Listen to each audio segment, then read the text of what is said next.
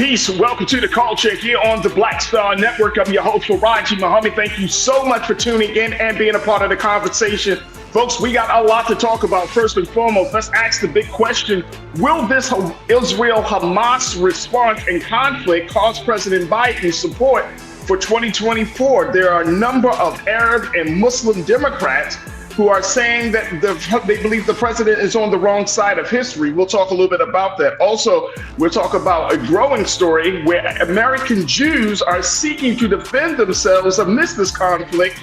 There is a rise of Jewish folks in the country who are buying guns and taking self-defense classes. We'll talk a little bit about that. Later on, we'll discuss how Black women are paid less in this country than any other group and owe more in student and medical bills. So we'll have that conversation. And then later on, we're going to be checking in with LaDon Black, a relationship expert, to talk about this list that is circulating on social media about the do's and don'ts of first dating. So folks, stay with us. It's all happening on today's edition of The Culture right here on the Black Star Network. Let's go.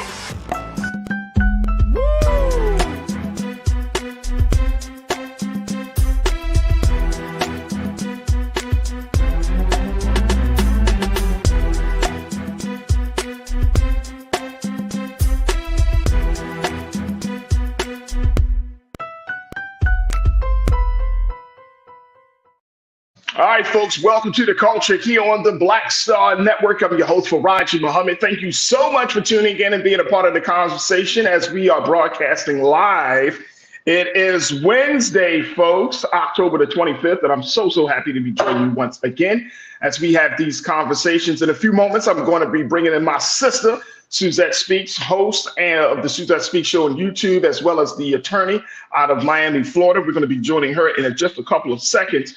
But today we got a great show for you as we talk a little bit about this latest round of developments coming out of this Israel-Hamas conflict. Now, there's a growing concern among Muslim and Arab, not just Arab voters, but Arab Democrats who are looking to the president and are saying that the president is not doing enough, even though the Biden administration has pledged to give $100 million in humanitarian aid.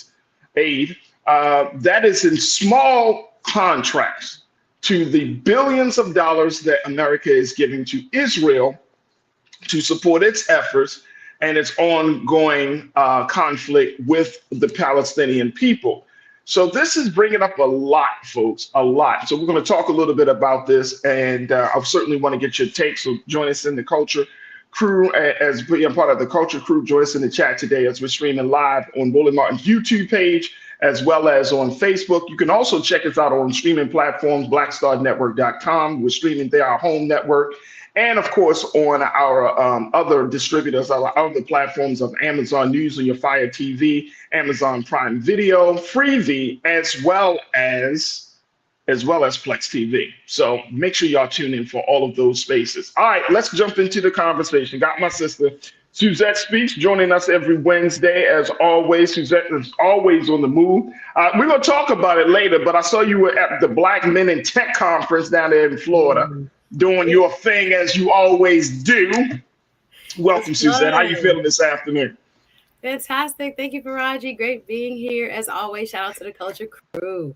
Absolutely. Absolutely. All right, Suzette, let's talk a little bit about the situation. Now, look, I don't think that when we have these conversations, I know you and I discussed this a little bit, some of these conversations require deep, I would say, geopolitical knowledge about some of these things. But then there's some cultural elements of this larger discussion about Israel, Hamas, and where the country stands on this conflict that I think that we can certainly kind of speak to, because it's right there in our alley. It's right down the same line that we have been speaking in terms of human rights, in terms of civil rights, in terms of making sure that you get your story out there, that we are determining, or the Palestinian folks are telling their story, the Israeli folks are telling their story.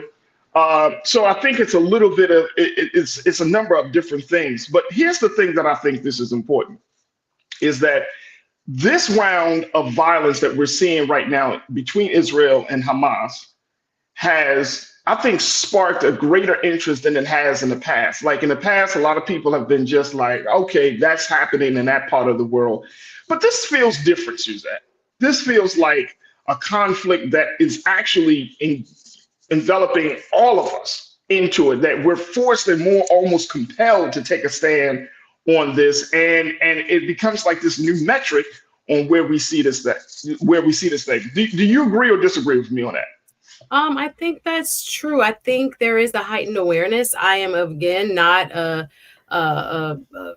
expert in Middle East affairs or international relations or of this nature, but of course, as a political contributor, yes, I do think we can have the conversation about why, especially in America, there are such divergent opinions. I think, as I tried to express when I was on Roland the other day, that this is not a black and white type issue when we try to paint it with they're right and the other side is wrong.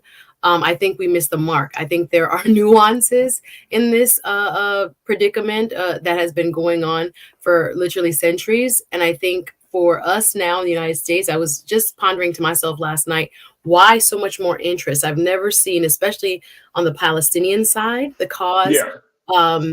championed, shall I say, or even covered in a very empathetic way, the way it has been covered on a greater scale. I think people have a heightened awareness, and I was thinking as to why last night, and I thought to myself, well, there's been a generational shift, right? We are almost 3.5, maybe 4 generations away from World War II. 80 years ago in 2025, since the Nazis were defeated. I do think there's a shift in terms of the demographics of where people have migrated to, right? There's a lot more influence from the Arab world in Europe, in the United States, etc. So I think even looking at the Biden administration's policies now, there are a lot more voices that are aware of what's going on and that are questioning, how our American tax dollars are going to be spent. And I think, you know what? I think that is so good and healthy for democracy, right? Because I think for many, many years, beyond President Biden's administration, for years, the people weren't as involved. We weren't as interested. I remember growing up under Ronald Reagan, Bill Clinton.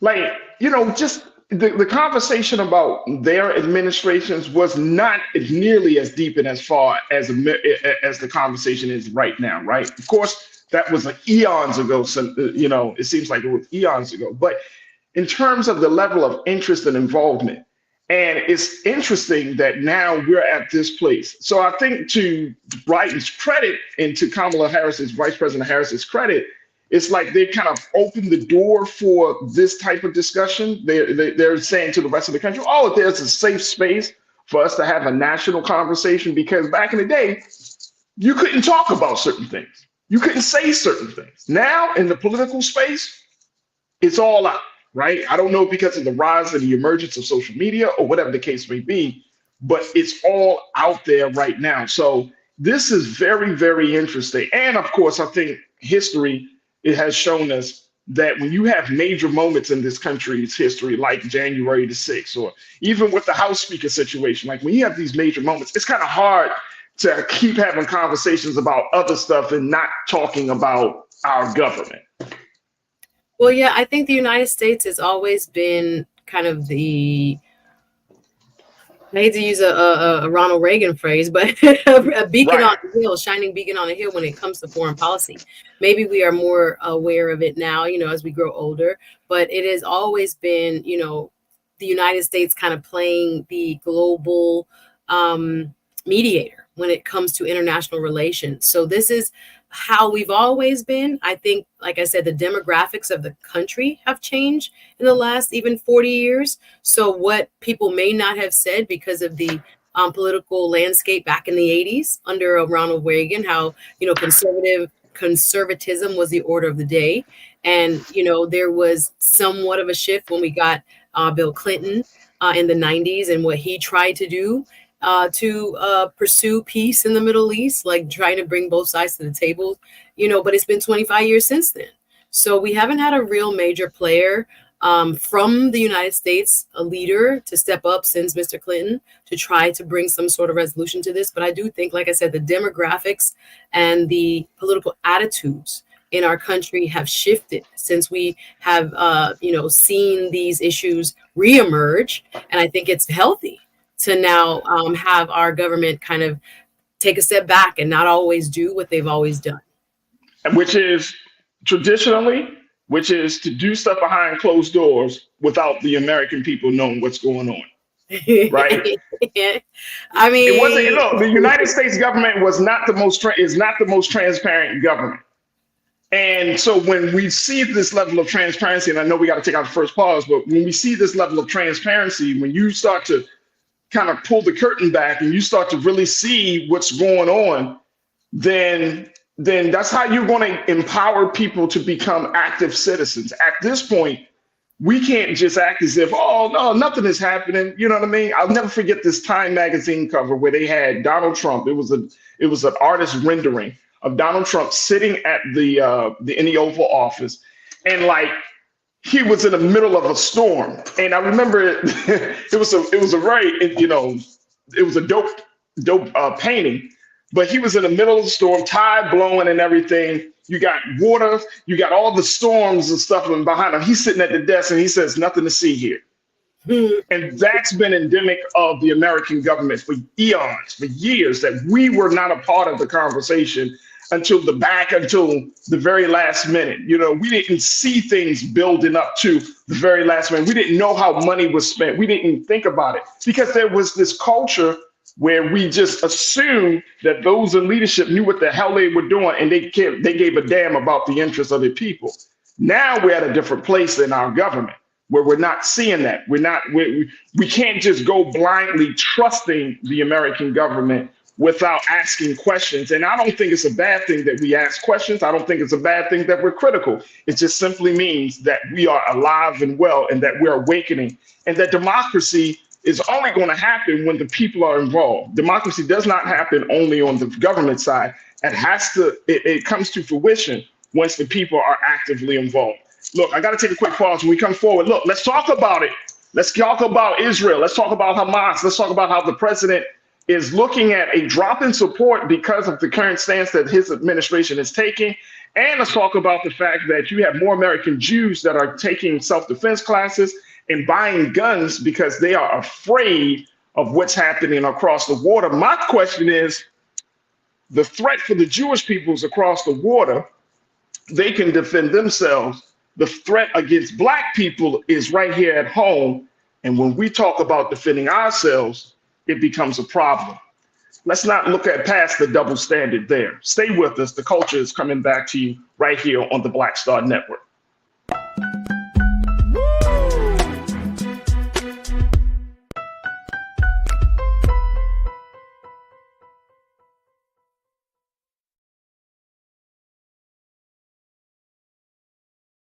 Black Star Network is here. Oh, no punch! I'm real revolutionary right now. Thank you for being the voice of Black America. All momentum we have now, we have to keep this going. The video looks phenomenal. See, this difference between Black Star Network and Black-owned media and something like CNN. You can't be Black-owned media and be scared. It's time to be smart. Bring your eyeballs home. You dig? When you talk about Blackness and what happens in Black culture, we're about covering these things that matter to us, speaking to our issues and concerns. This is a genuine people-powered movement. There's a lot of stuff that we're not getting. You get it, and you spread the word. We wish to plead our own cause. Too long have others spoken for us. We cannot tell our own story if we can't pay for it. This is about covering us. Invest in Black-owned media. Your dollars matter. We don't have to keep asking them to cover our stuff. So please support us in what we do, folks. We want to hit 2,000 people, $50 this month, raise $100,000. We're behind 100,000, so we want to hit that. Your money makes this possible. Checks and money orders go to P.O. Box 57196, Washington, D.C. 20037-0196. The Cash App is $RM Unfiltered. PayPal is R Martin Unfiltered. Venmo is RM Unfiltered. Zelle is Roland at RolandSMartin.com.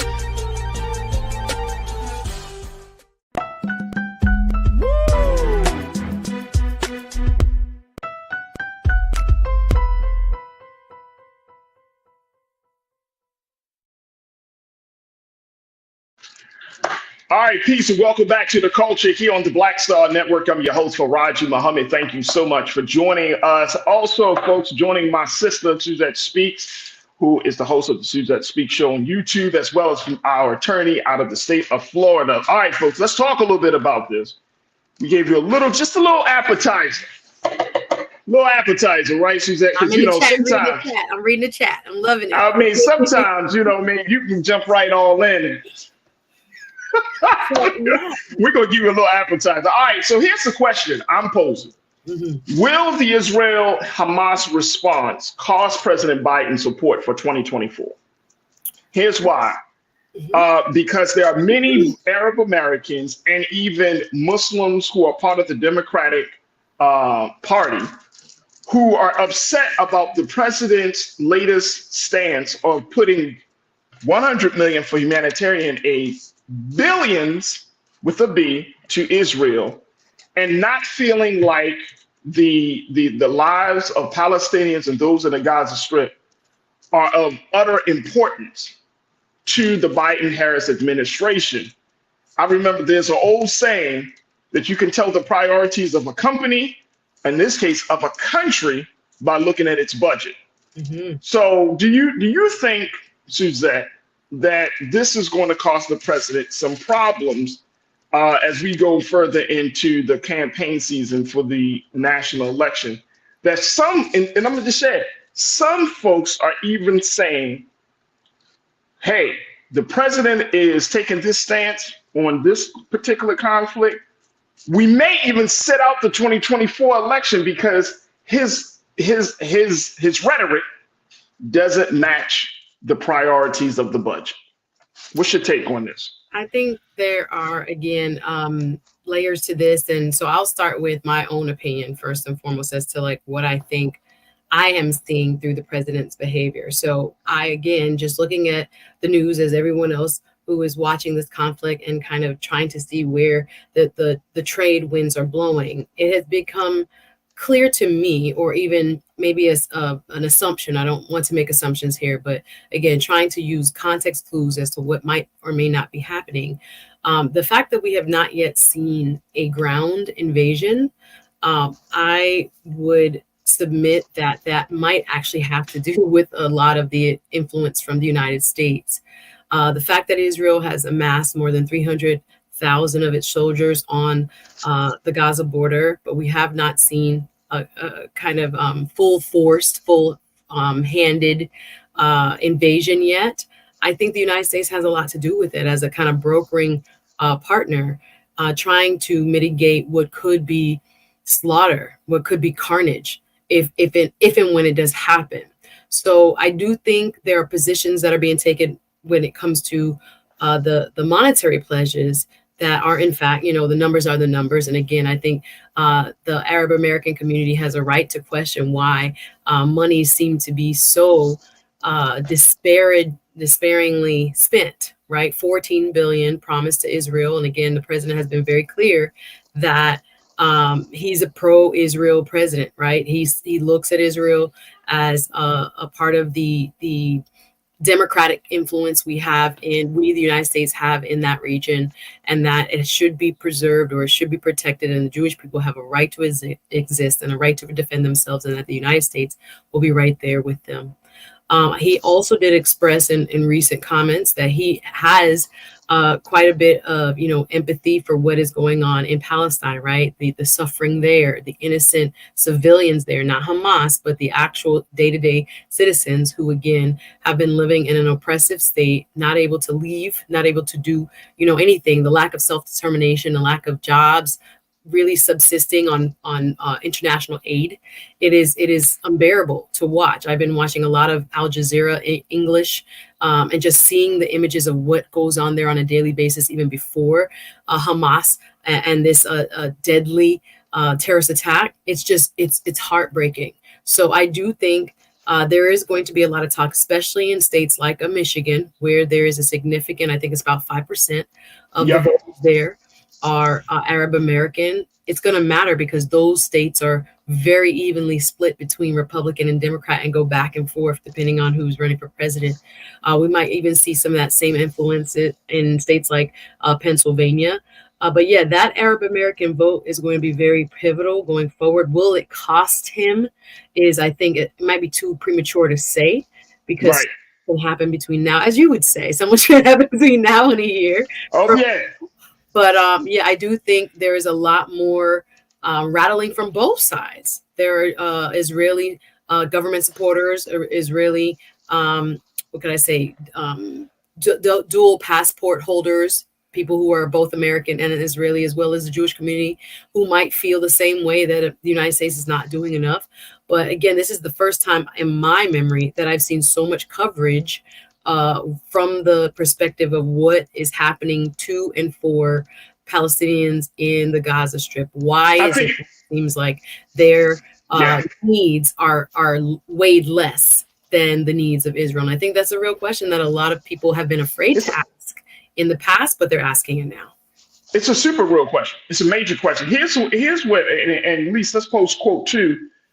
This is coming from Reuters news agency, but they said this is like three people that's speaking to this. Abdullah Hamad, who is the first Arab American mayor of Dearborn, Michigan, home to the largest Muslim per capita population in the U.S., decried Biden's failure to condemn Israeli threats to cut off water, electricity, and food for over 2 million Palestinians in Gaza. This is happening in real time, folks.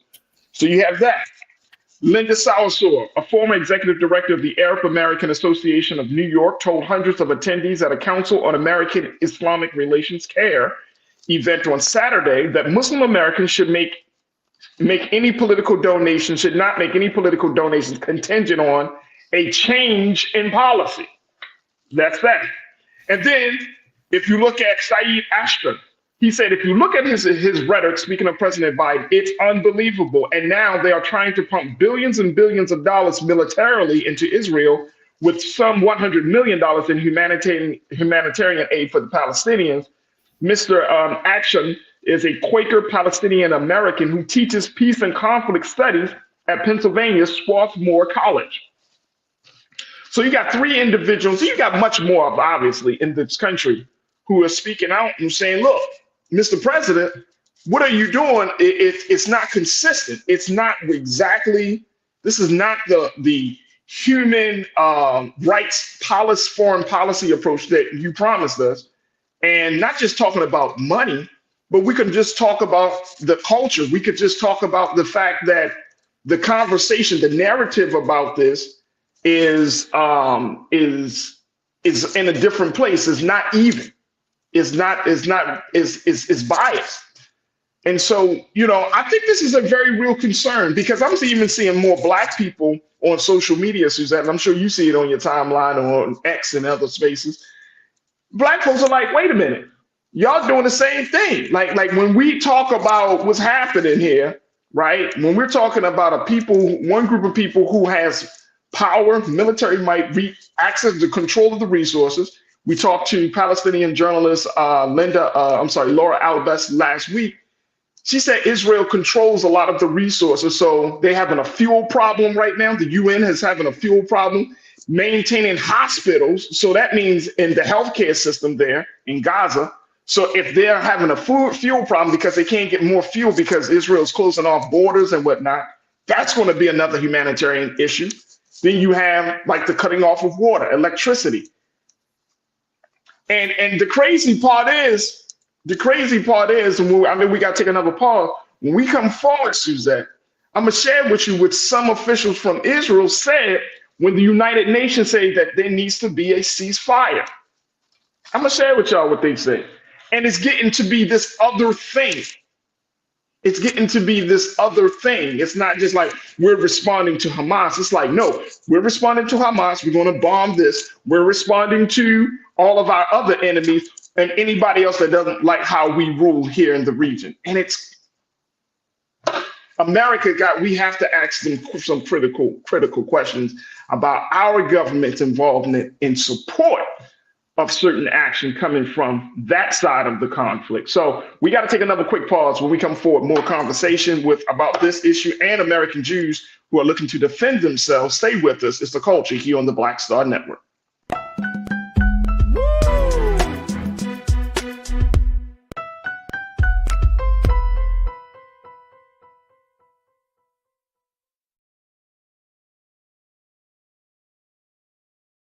Folks, Black Star Network is here.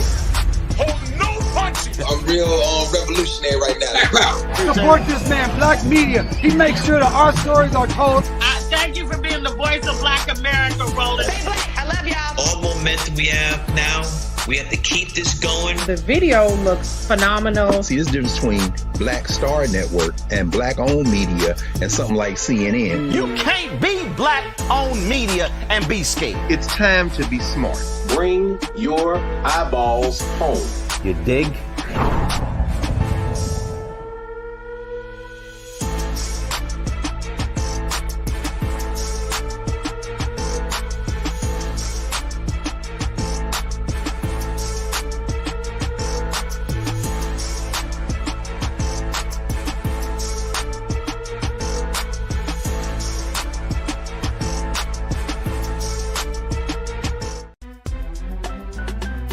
I'm Farajii Muhammad, live from LA. And this is The Culture. The Culture is a two-way conversation. You and me. We talk about the stories, politics, the good, the bad, and the downright ugly. So join our community every day at 3 p.m. Eastern and let your voice be heard. Hey, we're all in this together. So let's talk about it and see what kind of trouble we can get into. It's The Culture, weekdays at 3, only on the Black Star Network. When you talk about blackness and what happens in black culture, you're about covering these things that matter to us, speaking to our issues and concerns. This is a genuine people-powered movement. There's a lot of stuff that we're not getting. You get it, and you spread the word. We wish to plead our own cause. Too long have others spoken for us. We cannot tell our own story if we can't pay for it. This is about covering us. Invest in black-owned media. Your dollars matter. We don't have to keep asking them to cover our stuff. So please support us in what we do, folks. We want to hit 2,000 people, $50 this month, raise $100,000. We're behind 100,000, so we want to hit that. Y'all money makes this possible. Check some money orders. Go to P.O. Box 57196, Washington, D.C. 20037-0196. The Cash App is $RM Unfiltered. PayPal is R Martin Unfiltered. Venmo is RM Unfiltered. Zelle is Roland at RolandSMartin.com.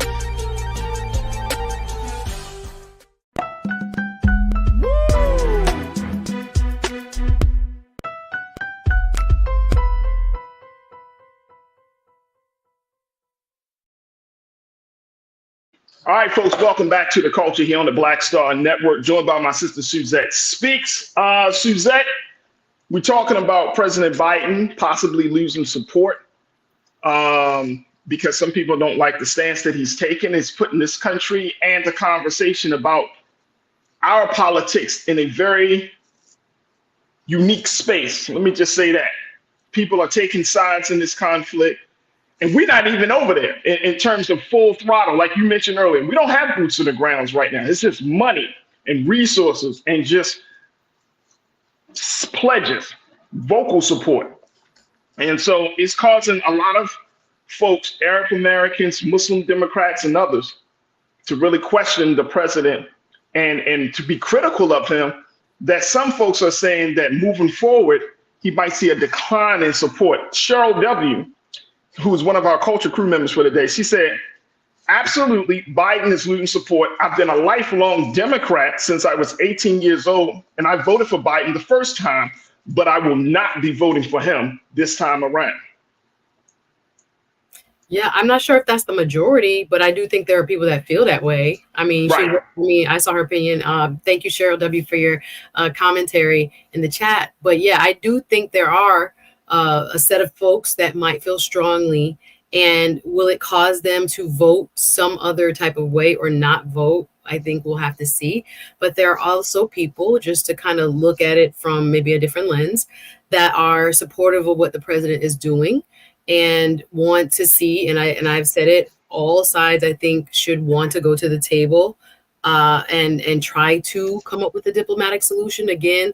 But the United States has been very clear they're not sitting at the table with a terrorist organization like Hamas. I think it has been the Qataris and it has been Egypt that are brokering some of what we're seeing, the hostages, only 4 so far, but nonetheless, some of these I could say gestures of goodwill, even though bombing is still occurring. A lot of, again, the aid that's finally gone through Egypt or the northern border, it's still not enough to feed 2 million plus people. So people are going to be suffering, and that's what happens in conflicts. Like, this is really what war is like, and it's disgusting and it's horrible, and that's why we don't want it.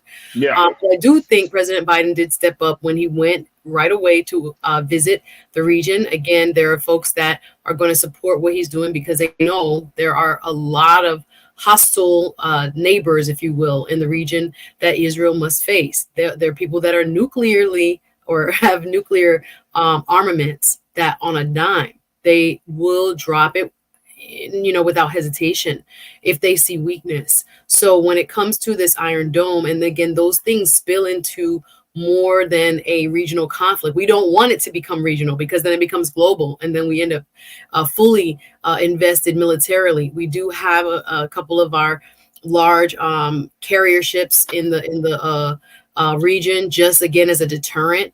There have been 2,000 of our service people that are on like standby, not having been deployed, but just on standby in case things go down, because we are trying to really avoid a regional conflict if we can.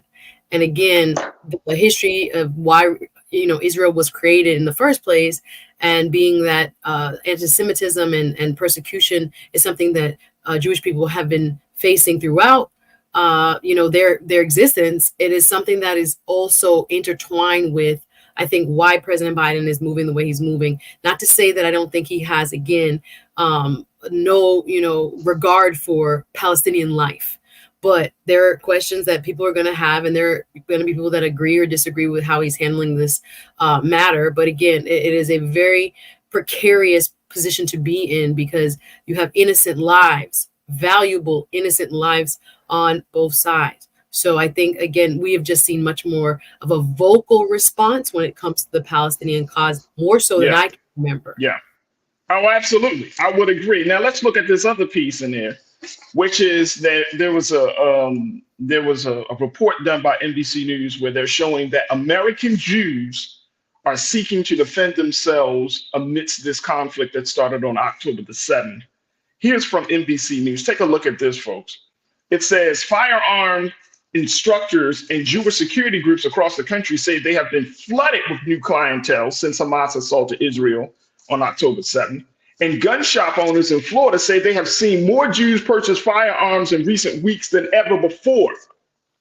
We've definitely seen a tremendous increase in religious Jewish people, Orthodox people, purchasing firearms since David Kowalski, who owns Florida gun store in the town of Hollywood, and also offers firearms training classes. He said, I've seen a surge in interest in individual training as well as group training. Now, here's the thing. This is coming from NBC News, so this is not Farajii Muhammad or Suzette Speak making it up.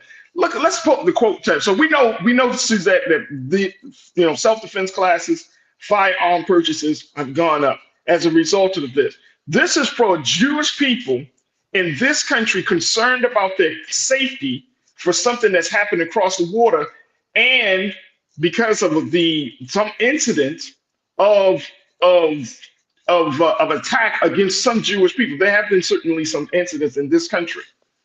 But look at what NBC News said. Take a look.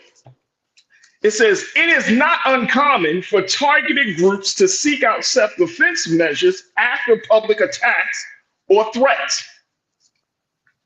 Some American Jews said they have first become interested in gun ownership after a 2018 shooting at a Pittsburgh synagogue killed 11 people.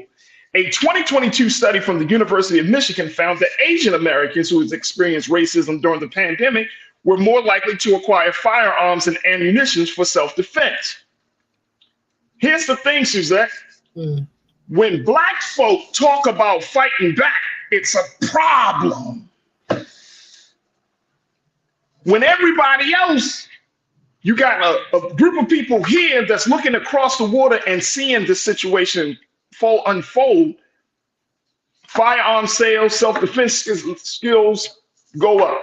Asian American community, firearm sales, self-defense go up. Black folks, when we have a threat that's infecting us that's confronting us right in our face, like as soon as we walk out the door, and you got to go travel across the water, it's right there. And the moment we start to fight back, it's a problem.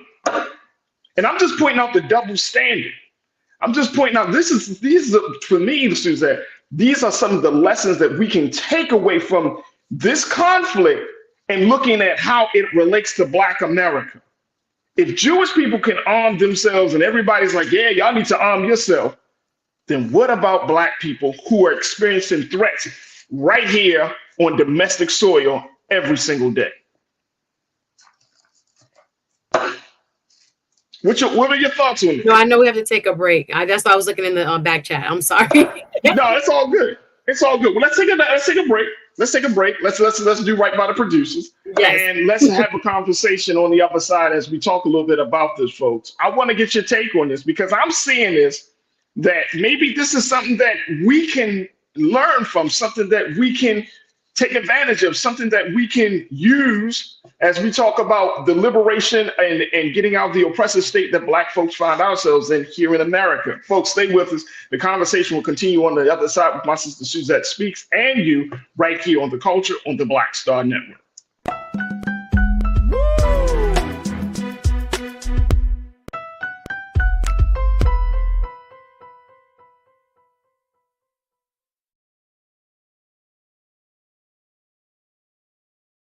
Pull up a chair, take your seat. The Black Tape with me, Dr. Greg Carr, here on the Black Star Network. Every week, we'll take a deeper dive into the world we're living in. Join the conversation only on the Black Star Network.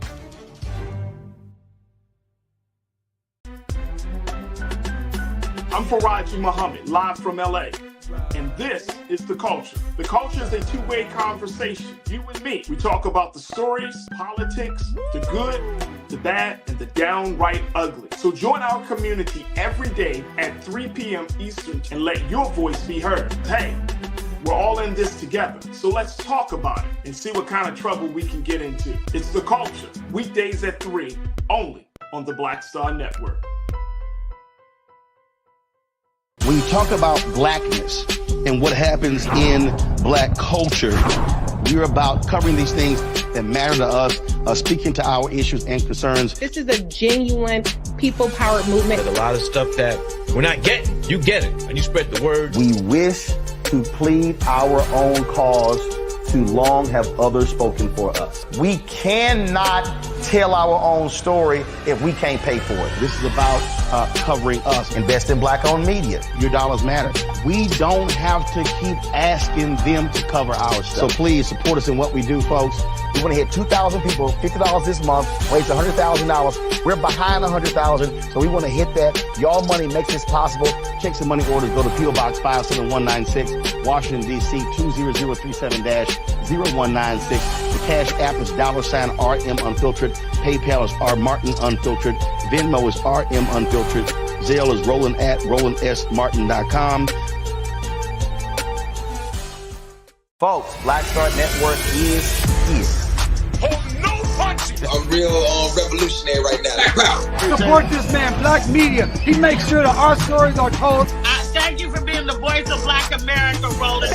I love y'all. All momentum we have now, we have to keep this going. The video looks phenomenal. See, this difference between Black Star Network and Black-owned media and something like CNN. You can't be Black-owned media and be scared. It's time to be smart.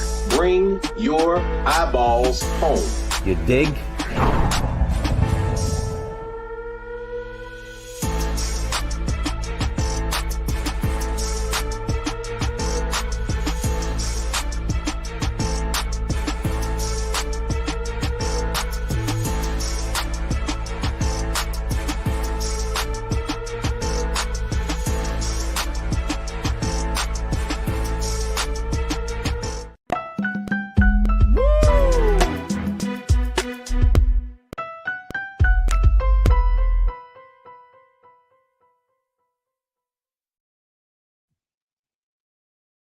All right, folks, welcome back to the culture here on the Black Star Network. I'm your host, Farajii Muhammad. Thank you so much for tuning into the second half of the show. And I'm joined by my sister from another mother, Miss Suzette Speaks, checking in all the time as she does on Wednesdays, always providing her excellent insight and expertise on these issues. And we're talking about just a mix of things, but we kind of shifted into the conversation about how there's a new report that shows that American Jews are now arming themselves, going to self-defense classes, purchasing firearms to protect themselves from a threat that they foresee coming down the pike for them. And I'm talking about here in this country, but they see a threat. They feel that something is in the air, a sentiment of hatred. And so they're preparing and defending themselves. But it made me think, and I can't unthink it, Suzette. I can't unthink it. That we find ourselves confronted with a threat every single day in this country as Black people, as Black men, Black women, Black children. And we're not afforded the opportunity. We're not afforded this liberty to defend ourselves, because when we do defend ourselves, it becomes a problem. And this is why I think, Suzette, we should have conversations about global issues, because at the end of the day, those global humanitarian conflicts, they come right back down to the core, which is the struggle and liberation of Black folks. We can connect the dots. It may not be the same people, but it's the same principles, the same ideas, the same struggle in some cases that we have to show people, like, look, Black folks have been undergoing this for years. And now the rest of the world is seeing this. And it will be hypocritical if the government takes a stance and say, well, they can defend themselves. But I'm sorry, former slave, you can't defend yourself. Well, I look at it in the vein of, the Second Amendment. And I do think we do want to encourage our community to do what is legally necessary to defend themselves. We have the right, just like any other American, to own firearms and to arm ourselves for our own personal safety. That's a part of our Constitution. And I do think we don't want to sound disempowered, because we have been for so long in our country. But the law as it stands now allows us to exercise that Second Amendment right, just like anyone else. So our Jewish brothers and sisters, our Arab brothers and sisters, whoever you can see now that are just more vocal about what they're doing, we've been doing that. We've been needing that, I should say. We have always kind of been under attack, as you've been describing, whether it's been in the law enforcement context, whether it's been in, where we live and the type of violence that we see more likely, depending on where we live in terms of urban versus rural, in terms of economics, et cetera. We've had that same feeling for quite some time, where, as a person who is just marginalized in a general sense from living, again, a self-determined life, one where we just want to exist. We're not bothering nobody. We're not doing anything to anyone. We just want to exist and follow the American creed of, right, life, liberty, and the pursuit of happiness, just like every other American. But I do think, especially because of the history that is unique here in the United States with the enslavement of African peoples, we have that burden to kind of take hold of this equal opportunity in a way that I think other groups may not have had to consider. But we are hearing it now, as the article you just highlighted has said, that, other groups are feeling afraid and wanting to do this, and that's their right too. But I just think we have to empower our community to say to themselves, it is your right as well. Legal gun ownership is, I think, a part of, the personal safety tapestry that a lot of us desire. I don't own a firearm, but a lot of people wish to do so. And if you think that's the way you feel most comfortably protecting, your own personal safety, it's within your right to legally obtain a firearm just like anybody else, get training just like anybody else, go to classes just like anybody else. So I think it doesn't have to be the firearm, Suzette. Yeah, or whichever way, but I think it doesn't have to be. I mean, the defense doesn't have to be, you getting a gun. And I see some crew members are saying like, I got mine and everything, and that's all. Well, that's what I thought you were alluding to. That's what I thought. No. It doesn't. I'm just saying in general, like just defense. Like we should be able to use our voices to speak out against injustice without feeling shamed. If you want to purchase a gun, that's totally a personal decision. But even if we wanted to set up any type of some type of infrastructure within the law enforcement context, right? Like the Panthers used to do back in the day. Now we can have people recording stuff, and now that we're talking about community policing. My point is that anytime there's going back to that NBC News quote that said, it is not uncommon for targeted groups to seek out self-defense measures after public attacks or threats. Self-defense measures. That can include gun ownership, that can include better policy, that can include community policing, that could include whatever content. Self-defense measures. And I'm saying what's good for the goose is good for the gander, as they say, right? So it's like we're at a place now where I think not just American Jews, not just Asian Americans, we're at a time where you're seeing groups of people in this country who are dictating their own agenda on how they are going to be citizens, right? Regardless of whether the government agrees with them or not, they're pushing the government forward. They're like, no, we're not waiting for you to give us permission. That old saying is that sometimes it's better for you just to do the action and then answer questions later. These groups are not waiting for permission. They're taking the sustainability of their community, of their people into their own hands. And they're saying, this is what we're going to do. Now, government, catch up. Mm-hmm. And I'm looking at us and saying, man, this is a hell of an approach that we could possibly take in talking about moving on to liberation, because we're at a place of I'm waiting and seeing versus other groups of people are saying, no, we're moving and going. You know what I'm saying? Like we're planning and going. So it's that type of thing. What's your take on that very quick? I know we got to take another break. That governance is important. I don't know. Beyond the church, I don't know of another unifying force that has such a place. And again, I with the conversation I had with Roland on his platform, the clergy that was our guest that evening, who happened to be in Israel during this attack, it was quite harrowing just to talk, hear him talk about how he survived it. But that ball has been dropped, Farajii. I hate to say it. The leadership that had such respect of this community has kind of fallen back or taken the sideline, worried about money, worried about other things. While other communities, I do agree with you. I've seen it here in South Florida. There are emergency dial-ups if something happens at a certain location.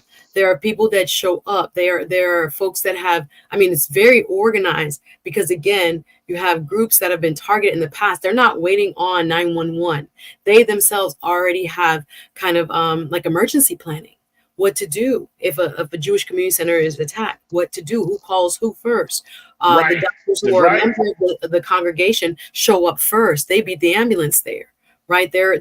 I've seen such really well-planned, self kind of instituted safety and defense mechanisms. And I agree with you. If we can duplicate or somehow create that within our community, it would be so helpful. But I am at a loss to just think about which institution best could implement it. Urban League, NAACP, I don't know, but it would have been, or still may be able to be, faith-based. But yes, that's a great point. I agree that it can happen. I get it. I'm not quite sure how. Yeah, and that's what I'm saying, and I'm throwing it out there because I think we at least can have the discussion. We can at least have the conversation. But you're right. We have to think it through.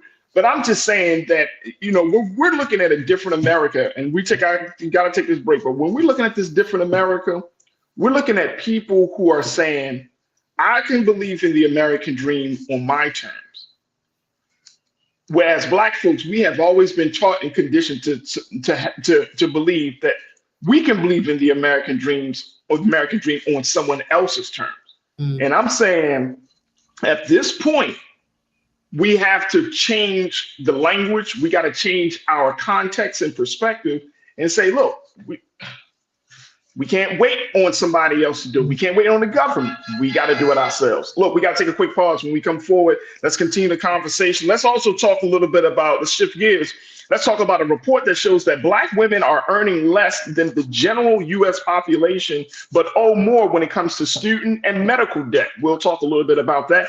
And then let's talk relationships. We're going to be joined by relationship expert and media personality, LaDon Black, to talk about the do's and don'ts of the first date, given this list that has circulated on social media that got a lot of men and women talking. So stay with us. Those conversations are up next here on The Culture on the Black Star Network.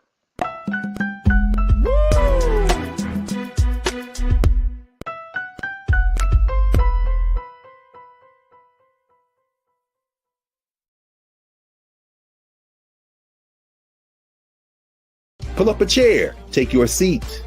The Black Tape with me, Dr. Greg Carr, here on the Black Star Network. Every week, we'll take a deeper dive into the world we're living in. Join the conversation only on the Black Star Network. Black Star Network is here. Oh, no punch! I'm real revolutionary right now.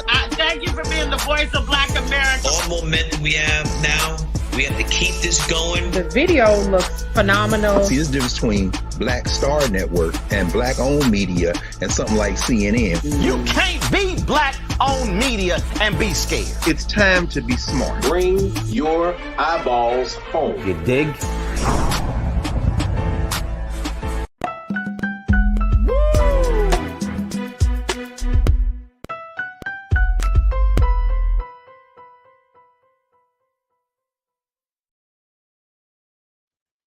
All right, folks, welcome back to The Culture here on the Black Star Network, joined by my sister, Suzette Speaks. Make sure y'all follow her on all of her platforms and on her YouTube show and on Pantheon at Suzette Speaks Show on YouTube. And just keep up with her because she's always moving and shaking and doing a lot of great things involved in a lot of different spaces. So make sure y'all support her. All right, Suzette, what's your take on, I want to make sure that we did in that part of the discussion about, self-defense and everything, which as we look moving forward, how do you think this is going to pan out on a political, legal space? That if you see this rise in firearms and gun sales, do you think that there's going to be any type of, any new reforms or anything like that may be coming down the pipe? I almost want to smile because I think if Black people actually did start buying guns en masse, we would see gun reform. I know I'm being facetious when I say that. No, you know what? I'm not trying to be offensive, but I'm trying to tell you, like, if we actually did any of this, the gun laws would change. I mean, I kind of want to be. Maybe we should do that. Maybe we should just do that. Know the laws where you live, right? An informed gun owner is the best gun owner, right? So we're not telling people just go do whatever, take a class. I have found that majority of gun owners, obviously you have to take a class in many of our states and jurisdictions, but you also should know when laws change, stay up to date, know your rights when it comes to your firearm, when you have to dispose, if you're stopped at a traffic stop, if you have to, hey, just let you know what's in my glove box, I'm legal carrying, blah, blah, blah, blah, blah. So you have to just make sure you know the law as you enter into that space. But yeah, I think my dad and I always talk about the spikes in gun sales by non-Black folks when it comes to different, especially like during George Floyd and other parts of interesting, which I say the news cycle. It happens all the time. Sales of bullets, sales of guns. It's not, we don't necessarily hear it reported all the time. That stuff spikes all the time. There are people that are constantly, I'm talking about arsenal. When we say Black people, want to face, off and go hand to hand, I don't know if we really want to do that. because the level of gun. I wouldn't advise that either. No, I'm just saying, like, we were talking about, you know, what may happen. That has already been a trend. Americans love guns. Americans love their bullets. Anytime something happens, some big news story happens, there's a spike in gun sales. There's a spike in bullet sales. Anytime there's any idea that something may be banned, or, you know, when bump stocks, I think during the, you know, Las Vegas massacre that happened a few years back, when they were going to make bump stocks illegal because it made the weapon almost like a semi-automatic. People bought up bump stocks. People bought, like, anything like that happens, that's already happening. But right now, it seems as if policymakers are comfortable where the guns are being sold, right? So right now, we're not going to see any change, because I think that's the last line of defense. That's one thing about that whole patriot movement. If they feel like the government going out of bounds or out of control, or we're headed to some kind of, you know, dictatorial regime that they don't agree with, oh, them boys is ready. That's what actually will lock arms with y'all. Let's go, America. Let's go and figure this out. But no, there's always been big sales. Gun sales are always high. So I think that'll continue to be the trend. It's going to, I think I would agree with you. I think that it's going to be interesting. But my first agreement comes with your initial part of the statement. Let black folks go into droves into these gun stores. It'd be like, why is that all of a sudden? Like, wait a minute. Hold every on, background check gonna be checked. Everything. You know, it's so funny. This is how I know you and I be thinking the same way. Because I literally was thinking that this morning when I was looking at this story. I was just like, I bet you gun laws would change if black folks start buying them guns in mass. We don't have to use them. Just change the laws, right? And because it's this fear. There's always been this fear. I think a lot of black scholars have always said that there's this fear from white America in particular that black folks are going to do the same thing that white folks have done to black folks over the years. And so there's this kind of chronic fear, like, if we allow them to have guns, if we allow them to get in positions of power and influence, if we allow them to, they're going, and this level of white guilt that is attached to this fear. And it's, you know, even though black folks we always saying, no, we're not like that. We're not going to move like that. We're not thinking like that. There's that fear is a very, very real, palpable fear that may not be all of white America, but some of white America is definitely looking at. So we will see, but I do think this is interesting that we're seeing this, but I think it's also interesting and it calls for us to rethink our relationship to how we see our current situation in this country to everyone else's situation. Everyone else is deciding that they're no longer are going to hope for the government. They're moving on. They're moving forward, Suzanne. And that's the space that I would love for us to see. Whether it's in gun ownership or not, that's not a big difference to me. But if it's putting out the message saying enough is enough, I'm all for it. I am all for it. Look, we got to take another quick pause. When we come forward, Suzanne, I want to get your take on this new report that shows that black women are earning less than the general U.S. population, but are owing more when it comes to student and medical debt, and how this will impact how black women see themselves, the job marketplace, and even the 2024 election that's around the corner. So stay with us. That conversation is up next here on The Culture on the Black Star Network.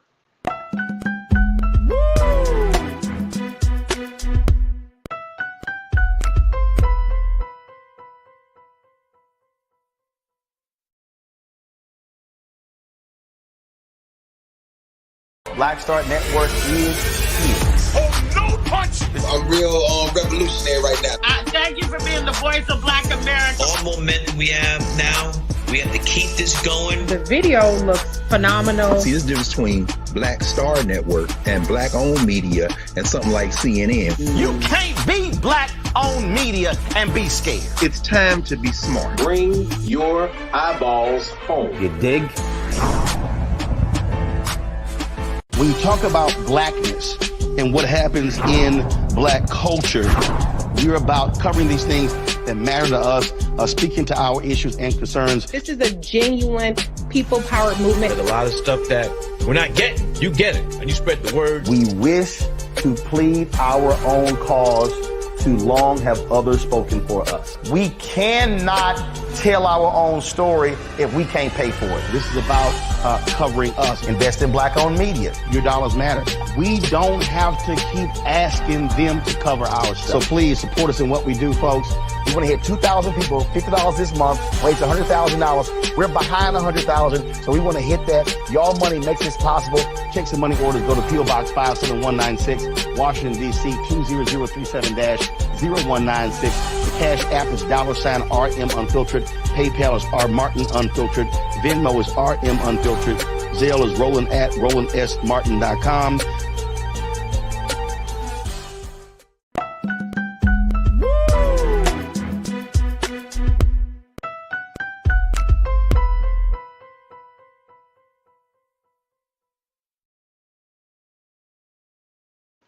All right, folks, welcome back to the culture here on the Black Star Network. Suzette, I think we might be kicking off a little minor revolution here. I'm seeing some people in the chat like, yo, I think I should buy some guns. Keisha Poole said, hey, look, we should test that theory and get some laws changed. I'll buy 2 for the team. I looked and I saw people in the chat, talk about even in the Black community during the Trump years, our ownership of guns went up. We know that back in the day when the Black Panthers started to exercise like the open carry of like tall, long guns, nationally changed immediately. Illegal to do that, right? So, I wonder why. The fact that they was like, no, thank you. I think they went to the capital and state of California. Did that? Yes, did that it was in change the Cali. law? It was, they were like, oh no, not you, brother, not you, brother. So all these trends, it sounds like, we do know implicit bias, even racism exists in our halls of government. Although there are people that do believe in equality and fairness, et cetera, oftentimes we don't see things move as quickly in the direction that they should be when it comes to these type of issues. But we know there are people that do believe in equality and equal access and equal application of the law. The other good point I saw in the chat, y'all are great. Remember, gun laws change when you cross state lines. So also be aware of, if you're traveling with your firearm, what that new state's regulations are. You need to know. Yep, absolutely. Speaking of getting some power, let's talk about Black women. And this is certainly something that this is the demographic. Y'all always are coming through on when it needs to, Suzette. So I'm always making sure that I'm doing my part to support the efforts of Black women. But it seems like Black women are not coming through as strongly as y'all could be in this latest report. This is coming from the GRIO, but it is based upon a national survey that was conducted by Goldman Sachs, 1 Million Black Women Public Policy Initiative. And they revealed that Black women suffer the most in the US economy. Now, according to this survey that surveyed over 2,500 US adults, the many findings there, the survey revealed that Black women, who are often the heads of household, are more likely to earn less than $50,000 before taxes, have fewer full-time salary jobs, and are seeking gig work at higher rates than the broader population. Talk to me on this, Suzette. What are you seeing? You're in a lot of spaces. You went to Black men in tech, and I know that you are definitely in spaces where Black women reign supreme. I think you went to something event. I saw a video of that. I've been to three conferences in the last 2 weeks. I'm tired, and I'm about to go to the Florida Democratic Convention this weekend. I'm tired. But it's all love. It's great to hear. I want to know what the tech industry has to offer for Black people. That's one of the reasons I went. I want to know what my brothers are doing in the spaces where there's money to be made in tech. Let me just tell y'all, if you're looking for a career change, I would encourage you, look up Black men in tech. Certain specialties only require what they call boot camps and short-term courses and coursework for you to make good 6 figures. And again, it's not promising the streets of gold, but as opposed to 4-year degrees, etc., tech is a lot more limber. It's a lot more agile, and you can really get in if you put the work in and the networking in. So I was encouraged to be around that. But yes, I'm in political spaces. I'm in all kinds of spaces when it affects Black people. But yeah, looking at these numbers, Farajii, I'm kind of not surprised. As you said, we Black women show up to the polls, most dependably is the word, for Democrats, cycle after cycle. But after kind of looking at this, that's why I always say social media can always give us some kind of skewed view of ourselves for good or for bad when it comes to, parts of it, dispelling the myths about, Black women and how we've heard, all these things about us being the welfare queen, when in fact, that's actually our white women counterparts that are the majority of those things, and majority of single mothers, as we discussed here on this program with experts, are white women, et cetera, et cetera. I still think there's so much to learn about the secret lives of Black women. When we looked at this survey, now it was 2,500 women that were surveyed, and Right. when you look at how far we are off the norm when it comes to opportunity, I wish and I hope, and as I was reading the article as well, I'm like, what's the source of this, and how do we fix it? Because looking at some of the damage, right? We're not earning on average 50 grand. All right. When we look at, I didn't even talk about like net worth. 43% of us have health insurance from an employer. Nationally, it's 53%. 7%, 64% of us have student loans over 25,000 or more, 55% nationally. And I could go on because I was just trying to take notes at looking at why is it that, we are 10% or more showing a differential from the national population. And I don't know if I have all the answers for why, but I do think this is the type of information we need to bring to our policymakers. That's why I know you and I always, discuss what role Black people should play in pushing their agenda. Like I admire again our Arab American brothers and sisters for getting loud and getting in the faces of politicians and speaking from their different advocacy groups, not just the electeds, but the regular folks. Give money to the people who go and speak truth to power. I think it's something that we have to do on behalf of Black women. Because there's certain policy. Childcare was the other thing. National childcare. Looking at how many people have foregone, how many Black women, or the percentage that have foregone jobs because childcare has been an issue. Things like this, policy initiatives that can help address these things. I don't know if they're, front and center as they need to be to help Black women make these improvements. But yeah, there's family dynamic, I think. And then there's just, I don't know if I don't know how I can characterize where this began, right? I think it's long stemming. Yeah. I think this is years.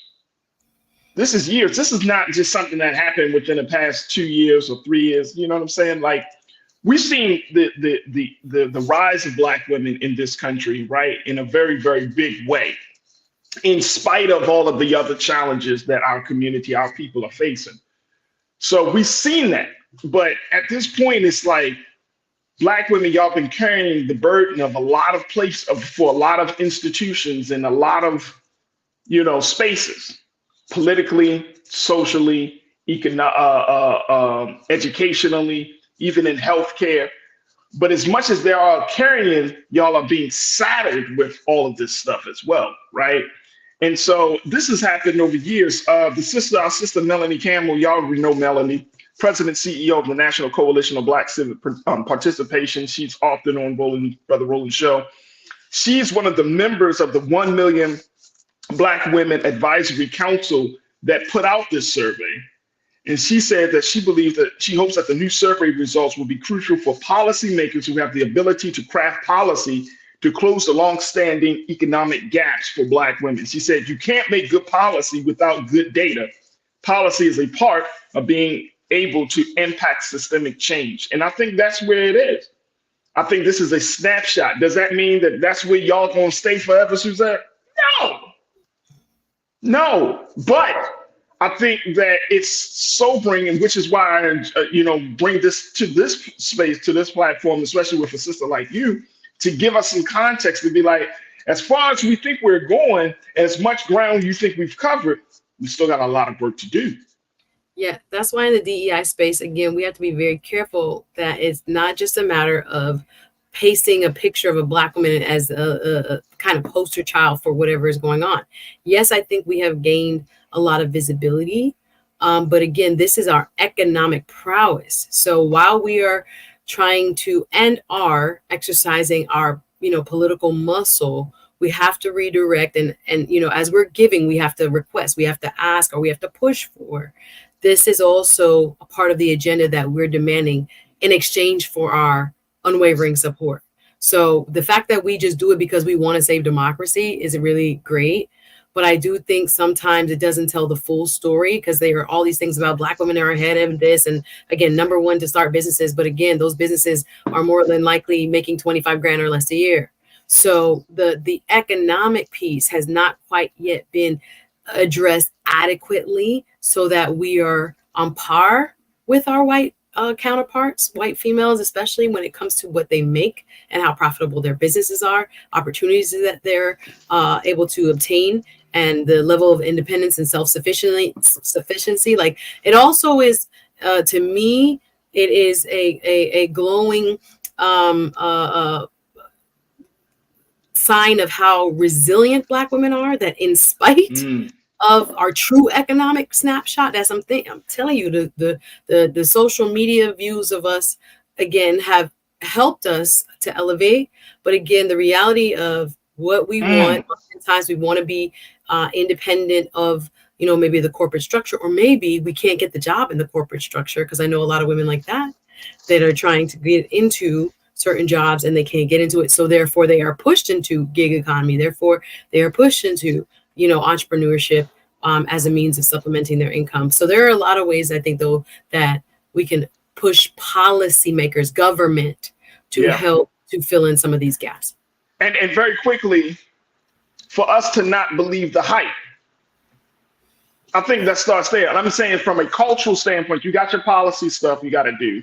You got your economic stuff you got to do, the job and marketplace. But I think the cultural stuff is just what you just said in terms of our presentation of ourselves. Sisters say, no, I'm on top of mine. I'm in these spaces. I'm on top. And it's like, that's not true, sis. That's not true. We removed it from the action.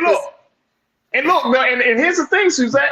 Okay, you are a lawyer. You are making a certain amount of money. You are in certain spaces, but your sister is still left behind. But so I'm not making what my white counterparts are making. See, that's the thing. Even with the same degrees, we're not pulling the same thing. So that's a double-edged sword. We look good, we sound good, we express ourselves well. We're the number one people going to college, but the return on that investment, we're with more debt at the end of the day and making less money. It's something that is not quite, comporting for And that right there, more debt, less money, you're not getting a return on investment. And then in your personal relationship, your family relationships, and all of that stuff is predicated upon this one presentation versus the reality. Farajii, that's a whole nother can of worms. That's a whole nother can of worms. That's why we got LaDonna Black that's going to be joining us to talk about relationships. You're over. Take a break. That's why we got it. All right, folks, look, we're going to take a quick pause. When we come forward, we're going to be checking in with relationship expert, media personality, and author, Miss LaDonna Black, one of my favorite people, to talk to us about the do's and don'ts of a first date and relationships, given this list that went out on social media over the past couple of days. I got a lot of people talking, both men and women. So stay tuned. That conversation is up next here on The Culture on the Black Star Network.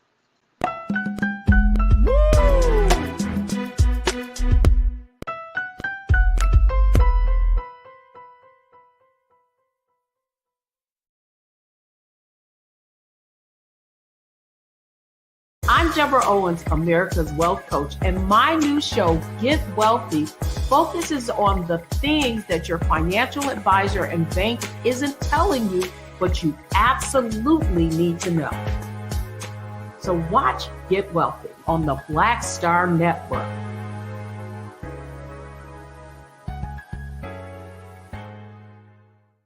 Black Star Network is here. Oh, no punch! I'm real revolutionary right now. Thank you for being the voice of Black America. All momentum we have now, we have to keep this going. The video looks phenomenal. See, there's a difference between Black Star Network and black-owned media and something like CNN. You can't be black-owned media and be scared. It's time to be smart. Bring your eyeballs home. You dig?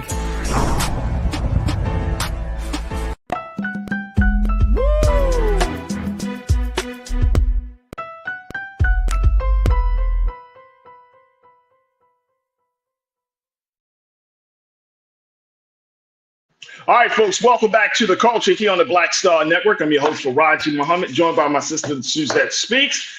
Let's, for our final conversation, this is the discussion that I'm seeing based upon a list that came out on social media over the past 24, 36 hours or so, where there are a lot of do's and don'ts about dating, the first date.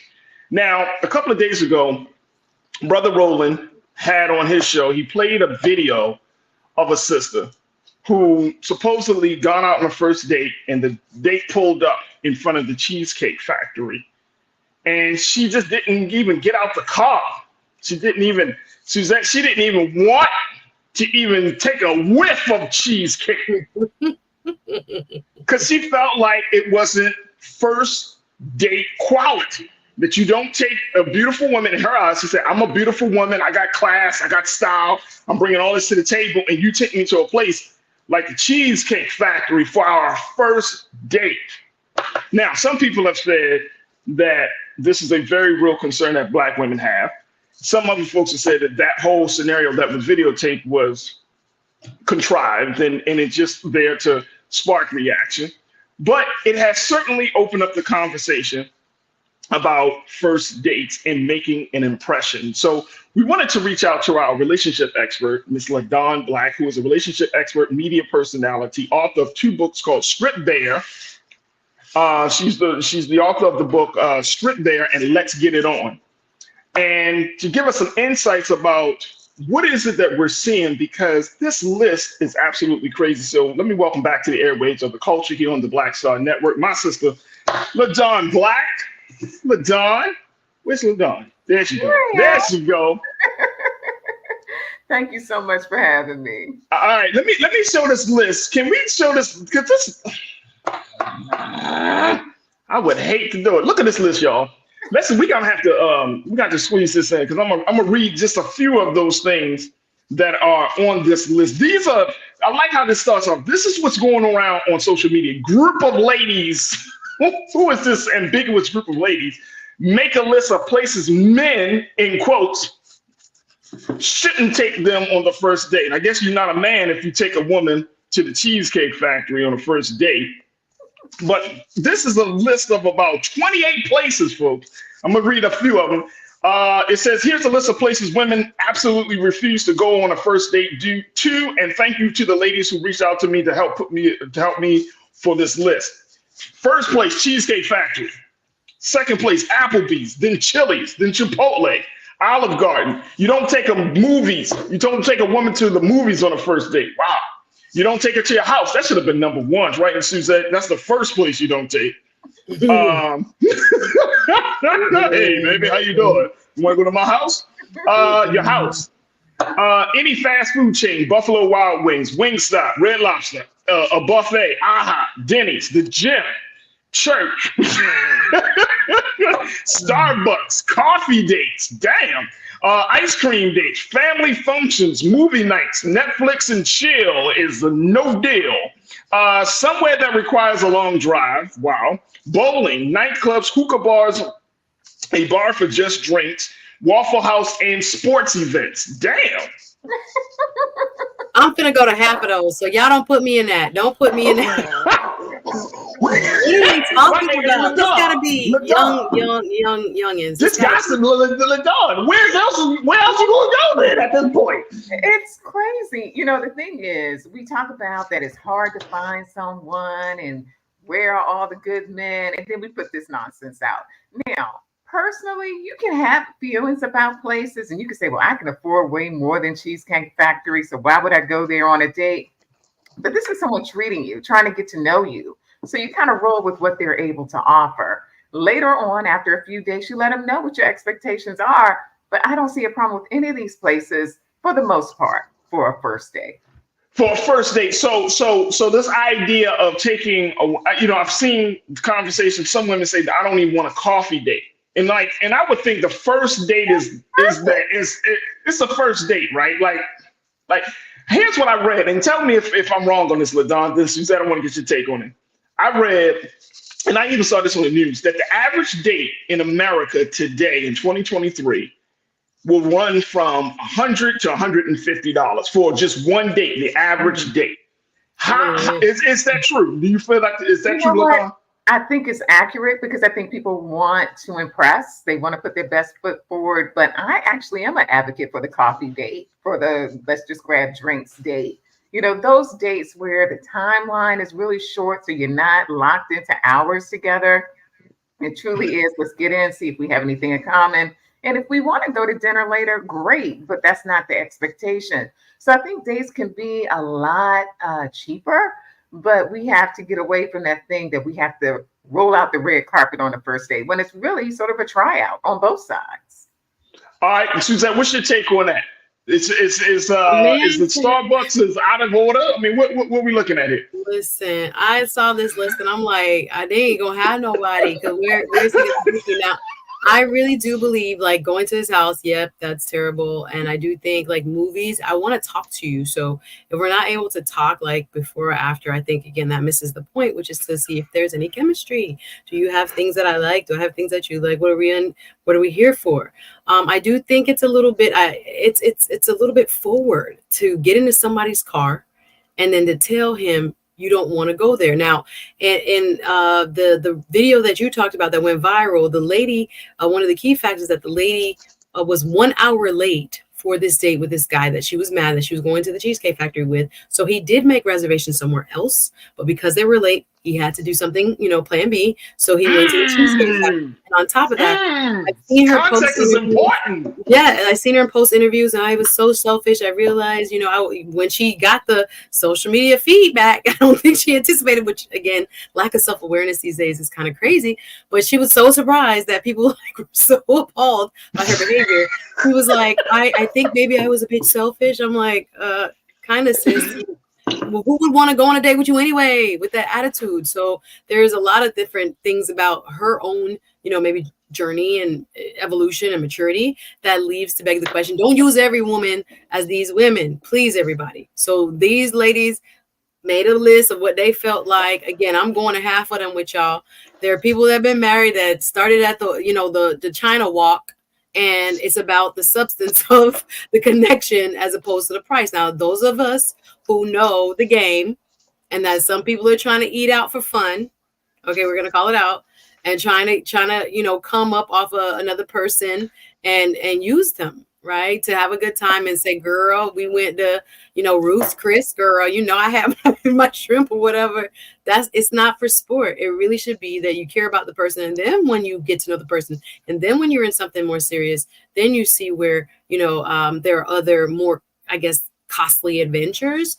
But yeah. I have been invited once on a coffee date. I didn't go because I didn't really like the dude like that.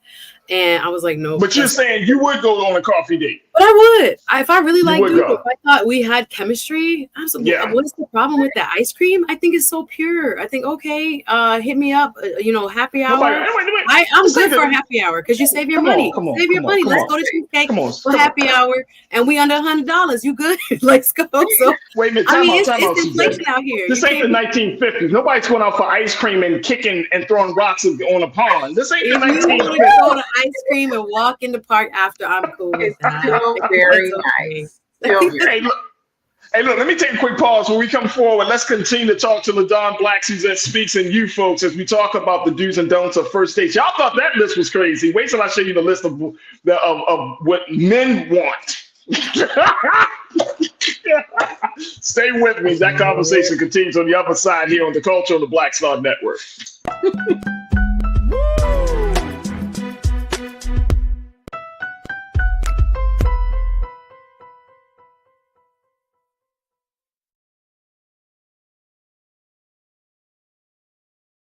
Hi, I'm Dr. Jackie Hood Martin, and I have a question for you. Ever feel as if your life is teetering and the weight and pressure of the world is consistently on your shoulders? Well, let me tell you, living a balanced life isn't easy. Join me each Tuesday on Black Star Network for A Balanced Life with Dr. Jackie. We'll laugh together, cry together, pull ourselves together, and cheer each other on. So join me for new shows each Tuesday on Black Star Network, A Balanced Life with Dr. Jackie.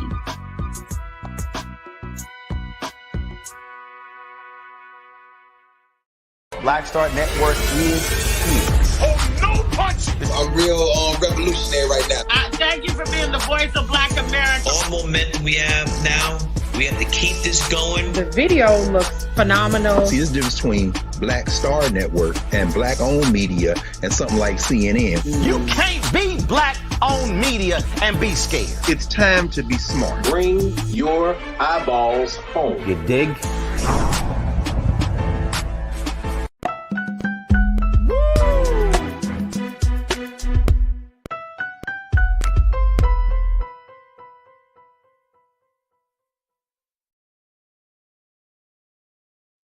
All right, folks, welcome back to the culture here on the Black Star Network. We're talking about the list of first date do's and don'ts.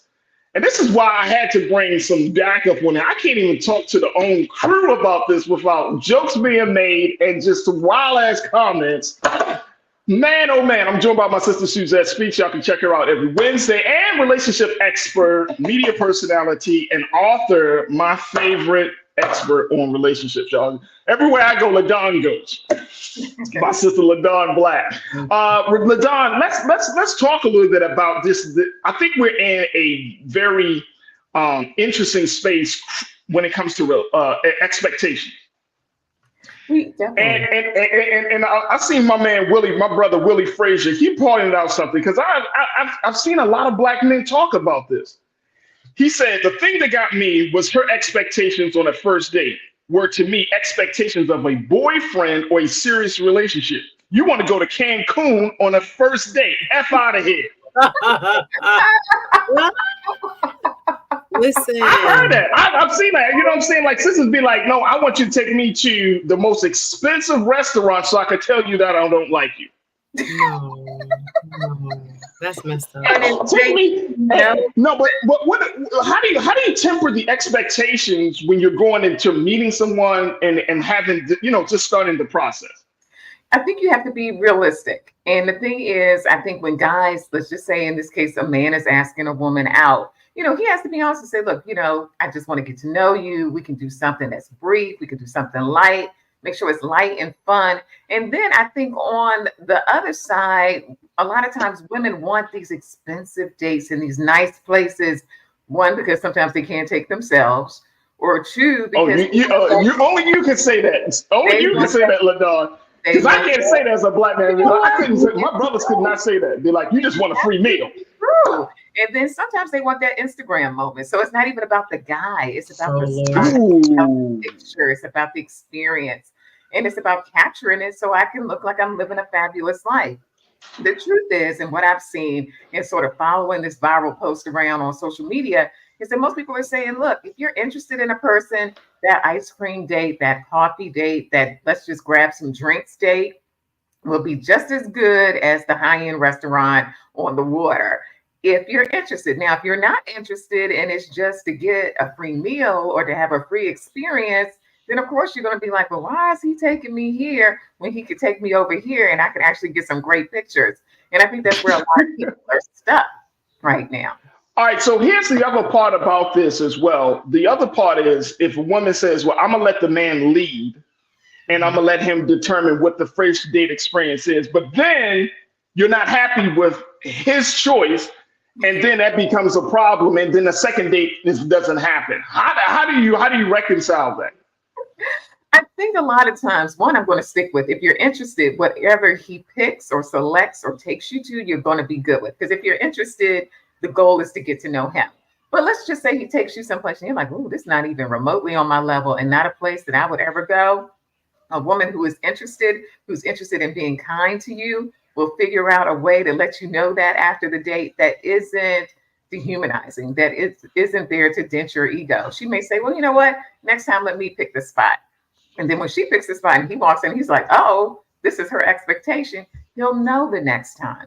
But that's because and she's leading with kindness. So I think you can get your expectations met, especially if a guy misses the mark on the first date. Always offer up that second date and then show him, all the experts say. Sometimes you got to show a person how you want to be treated. Show him what you want, and then he'll know that that's the level that you expect. Absolutely. All right, Suzette, let's take a look at this list for men. The group of men, the group of men make a list of the kinds of women you should never take on a date. Now, this is very, very hurtful. So I'm gonna just say I didn't come up with this list, folks. Don't act like Farajii came up. Farajii and the Culture and Black Star Network didn't come up. No BS list like this. Take a look at this, y'all.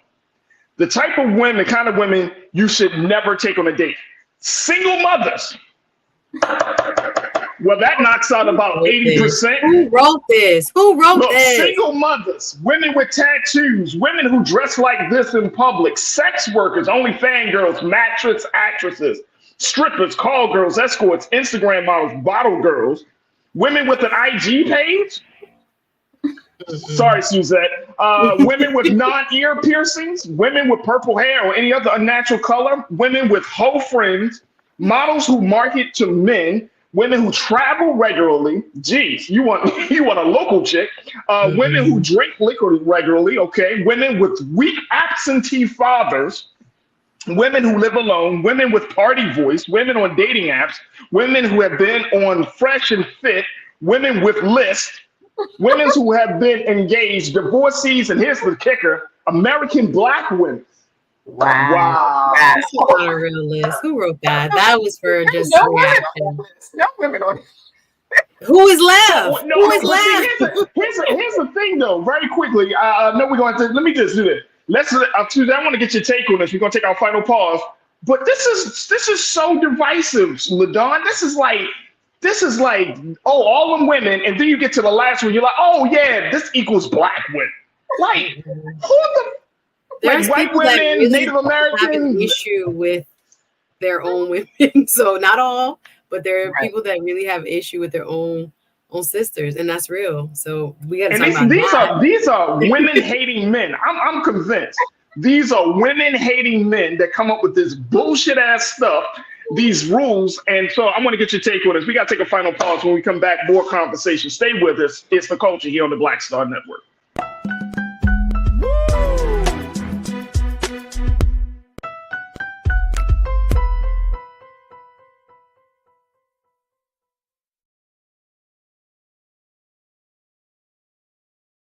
Pull up a chair, take your seat. The Black Tape with me, Dr. Greg Carr, here on the Black Star Network. Every week, we'll take a deeper dive into the world we're living in. Join the conversation only on the Black Star Network. Black Star Network is here. Oh, no punch! I'm real revolutionary right now. Thank you for being the voice of Black America. All momentum we have now, we have to keep this going. The video looks phenomenal. See, there's a difference between Black Star Network and Black-owned media and something like CNN. You can't be Black-owned media and be scared. It's time to be smart. Bring your eyeballs home. You dig?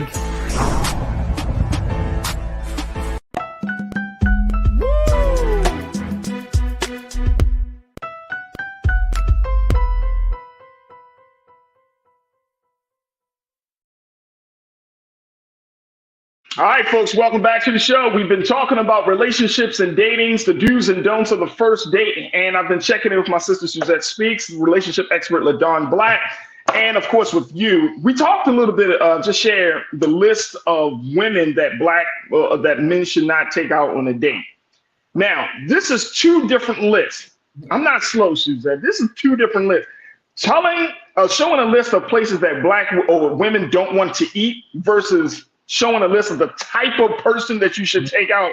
Two different lists. That first list of what for women did not say, oh, don't talk to no single Black man, a Black man with an IG page, a Black man with children, a Black man that has curly hair. Girl, you can't trust a Black man with a beard. Mm-hmm. this is just people, Farajii, like individuals who created this list, right? This is not the survey we just talked about of 2,500 people, 1,000,000 people. This is individuals who either are social media, maybe trolls, or for their individual desires, they are going to call it something men want or men don't want. I think it can be even satirical to a certain extent. Yeah. But yeah, for that girl or woman, wherever she's from, that's what she came up with. But again, I think if you took an empirical study, that might actually show that that's not how many more of us feel. But yeah, when it comes to that, I wanted to back up a little bit on the restaurant choices. I think it's better to remain kind of in I don't want to say in your feminine posture, but in a way, it kind of reverses roles when you're telling a man where to take you. This is weird, especially if it's on a first date encounter. I think that's very weird. I think it's also important to let him show you who he is. So if you are giving him instructions, you are allowing him to kind of, camouflage into what you want him to be. But what you really should be trying to identify is who he truly is at his core, or where he is in this moment of his development. So if his choice, and maybe the second choice, or the kind of way, I wouldn't call it below your standards, but questionable for whatever reasons you find them questionable, then it tells you about that person. And then you can have the conversation, and then you can either choose to stay or step away, because he's indicating who he is and what he's able to do. But I think if you are telling or dictating what a person should be doing for you, you're missing the mark as to finding out more about where they are. And I think, again, you should be observing in a date. You should be observing and listening and trying to figure out how far along in this evolution that we're all on is this person. Is he evolved enough to meet me halfway, or I meet him, or enjoy his company, enjoy mine, and can make a life together if it's together? That's what we're trying to be, date for. But I think, again, dating has become a recreational sport for some men and some women. So we're getting some genuine people, like they call it, there's pee in the dating pool. I'm sorry, forgive my expression, but for men that are actually seeking long-term, solid, relationships, and women who are looking for the same, there are a lot of people that are just, out here playing rugby and trying to have fun. How they can use you, and it has tainted and it made people jaded, and made people, some people just stay on the sidelines. I'm tired, buy a cat or a dog, and and go to church. No disrespect, because it hurts after a while. You go. That's why you have to hopefully stay encouraged and stay around people who are understanding the new dating game, as it were, that there are more people that are deceiving you into believing that they want one thing and they're only there for something else. So whatever that something else is, and it can be men and it can be women. So we got to be like, genuine people are not worried about whether you take me to, somebody just said go to corral, even though I'm not going to go to corral. Yeah, I'm not going to go to corral. I'm not. See, this is why things don't work out. Because you ain't going to Starbucks. All you can eat buffet. I would do, we could go to happy hour, find a little sushi spot. Okay, we're good. But if you wanted to go to corral, I'm sorry, I might miss a good man if he's taking me to go to corral. But in general, we have to look at, especially on that other list, again, there's a lot of anti-Black womanness on that list. Oh my God. And the stereotypes and the tropes that it plays into about single mom. Like, okay, are we really saying that? Are we really saying that? Yes. Black women look, married? That's who we really are. Thanks, guys. So we're sitting here, and the majority of our men also, I think it's like 47%, don't have kids, never been married. So there's a whole lot more of us that are not that stereotype of a lot of what was said. And so I guess we got to be very careful and call it out when people are trying to paint us in these corners of kind of misogyny noir in a sense. We got to be very careful. And LaDon, that's what I want to get your take on, which is my greatest concern about stuff like this. Even though it's like funny and outrageous in some respect, people actually are listening to it. Like, people are getting dating advice and relationship advice from social media memes. Little pictures, folks. Like if we ain't doing this, you ain't my boo. Exactly. And it's sad. It's sad because I think really what men saw when they looked at the list that the women put together, they saw an attack on their pockets. And an attack on the pocket is really different from an attack on women in general. And that's what that second list was. I mean, a woman who lives alone. I'm like, okay, wait a minute. Then that's right. A woman that doesn't have an IG page in 2023. Exactly. So these types of things, yes, they're funny for most folks because most folks are logical and they go, oh yeah, this is just something that's gonna make me giggle and let's talk about it at work and keep it moving.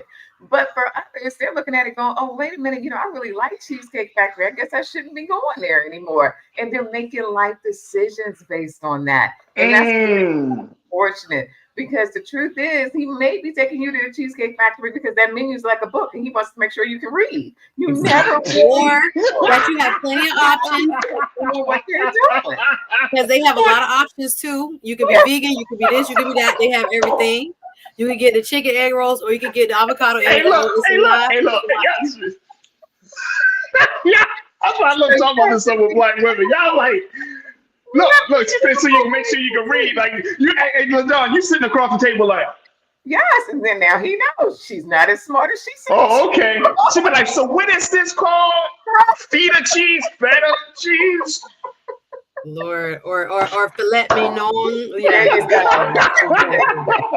But here's the thing, because of course I'm in LA here. You got tons of places to go. Food trucks is a big deal. Mm-hmm. Open air taco spots are a huge part of the culture out here, and it's so funny because some of us like I don't want to go to these places, and it's like, yo, this is LA City culture here. This is part of life in the city. You know what I'm saying?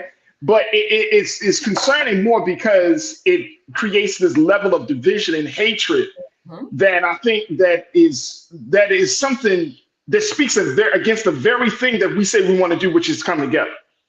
And that's the big thing about this. And I mean, along with the women hating tone of it, but more importantly, it's just the simple fact that, you know what, we can't even come together because everybody's in their silos. Everybody thinks that they're the prize. And that's the final question I have for you, LaDon. If everybody thinks they're the prize, and I think I hear this more from the women's side, not to throw the shade on the sisters, but I hear this like, I'm the prize. My vagina is the prize. Because that's what, you know what I'm saying? Because that's how some sisters come into the interaction, to the connection. Like, oh, okay, so I'm gonna make him work for it. And it's like, well, this is the thing. I think in its pure sense, valuing yourself and saying that a person has to prove that they're worthy of your time and your effort. I think there is some value in that, but we also have to realize that there's a flip side to that as well, that you have to impress on your end as well. And I think sometimes for some, if we're going to talk about women in particular, some women are so involved or so focused on their personal value that they don't realize that they have to bring something to the table too. And it has to be more than a degree. It has to be more than what you make, because for some men, that's not even a factor. So you sitting around, it was this one viral post that went around saying, well, I don't really care what degree you have, thanks, but no thanks. That's not really what I'm interested in. I want to get to know you. So absolutely, women have to realize that the things that sometimes we brag on and think are of value to us aren't necessarily of value to men. There it is. I gotta stop it right there.